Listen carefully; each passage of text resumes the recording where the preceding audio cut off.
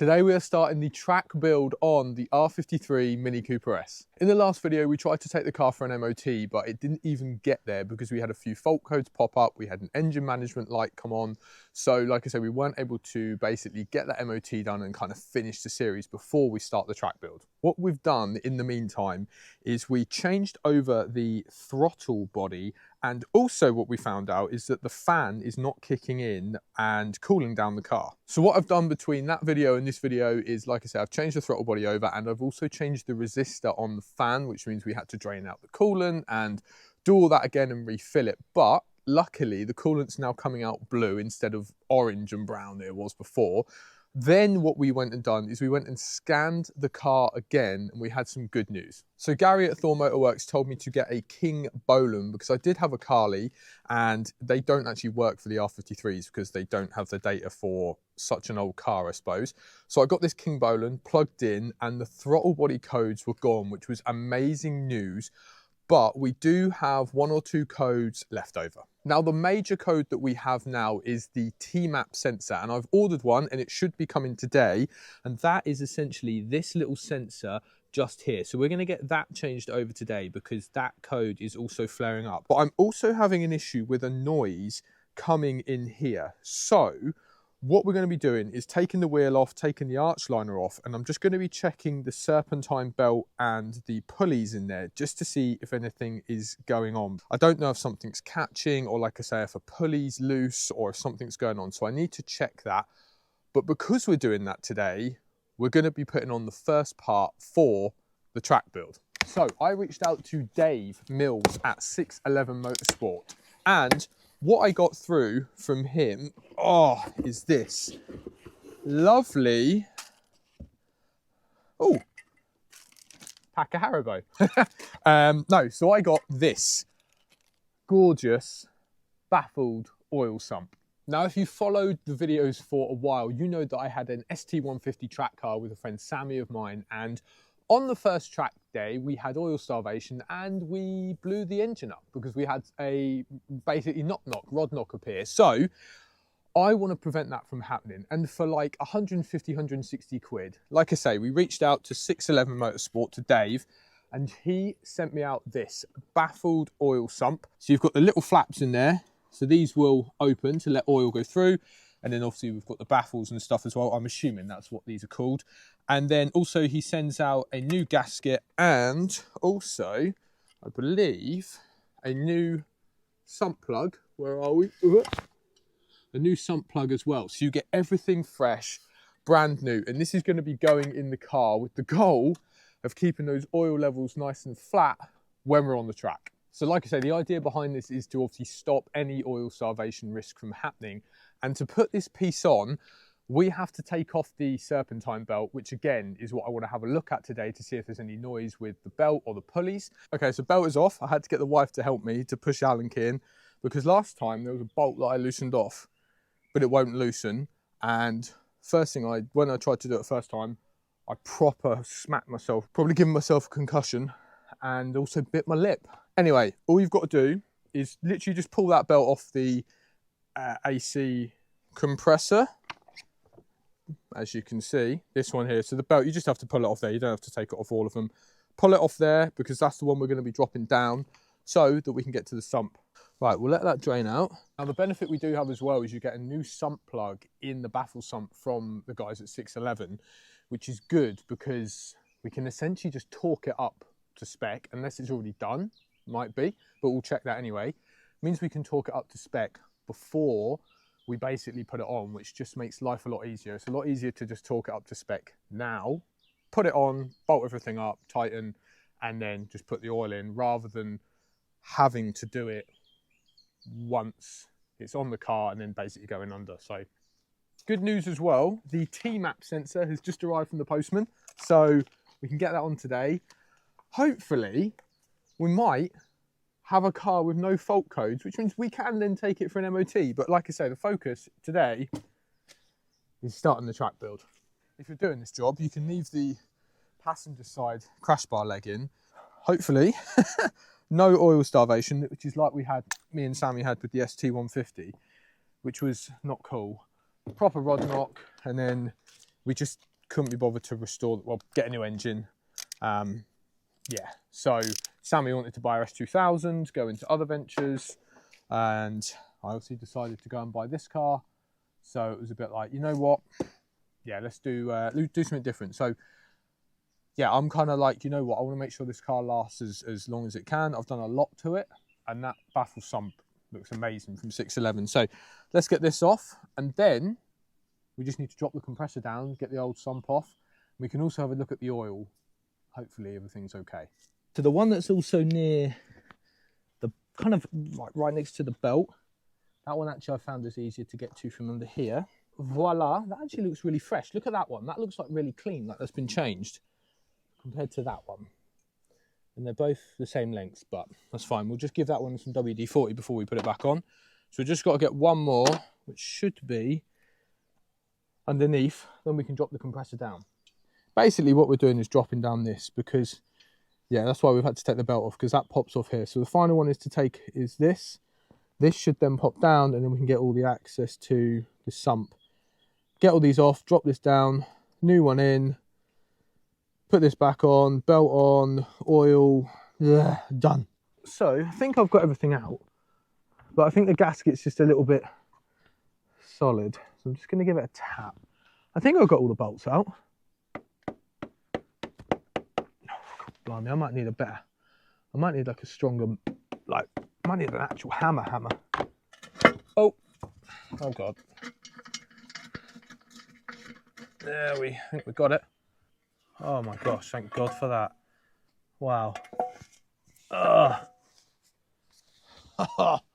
It's been stuck in there a while. Out you come.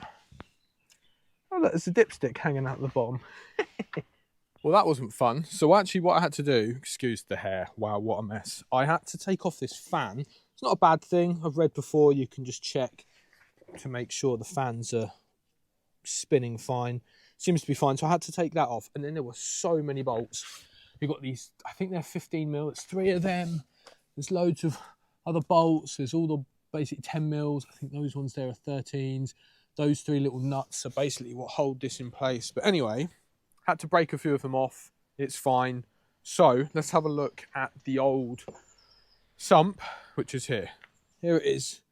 So it's going to be a big difference between there. It doesn't really look to be too much. There's a few black bits, which is a little suspect, unless it was just where it's broke off from the rubber. Anyway, that is off.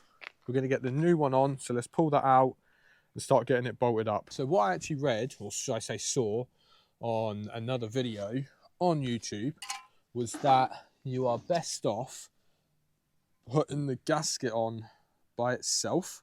There's supposedly like little tabs or something that will just hold it into place.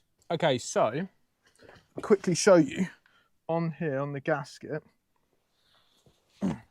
There's these nifty little, you see these kind of little tabs here? Basically they go up into where the crankcase is and then kind of hold in place. So once you've popped this in, it shouldn't really go anywhere, and then you should just be able to put the sump on, and as long as you get a few bolts in place and whatnot, should be good. So let's get this going. So oil drain plug is 25 Newton meters. I think I remember that from last time. So what I'm going to do is I'm quickly going to check that to make sure, but what I will show you is we've just sat the new gasket up there. I'm going to pull this pan out quickly, just make sure that that sump plug is 25 Newton meters, and then start getting it bolted up. So guys, this is the face of a defeated man, because we've had a major issue just happen as I was bolting everything up. Torquing the bolts which go to the bell housing to 85 Newton meters, 2 of them going fine, doing the other one, torquing it up. I'm like, yeah, okay, we'll get there in the end. Yeah, we did. It snapped. And it snapped in the bell housing, which is absolute catastrophe. I'm not going to lie, right now I feel pretty defeated and I hate this car and I want to get rid of it.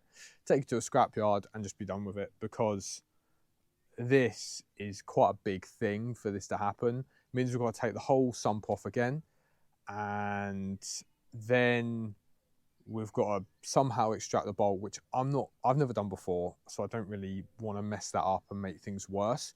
So I don't really know what to do, but there's not really much more I can do here for the video either. Like the car, I'm just going to have to put this wheel back on, leave the arch liner off. I've put the compressor back on.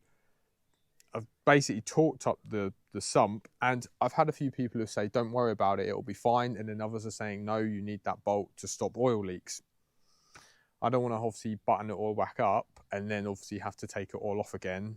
I'd rather just leave the car as it is if it has to be done like this, and then work out a way to do it. But yeah, these bolts are pretty thick, so I just really don't know how it's happened. So guys, there's like I said, there's not really much more I can say. I'm trying to not be miserable and annoyed and upset.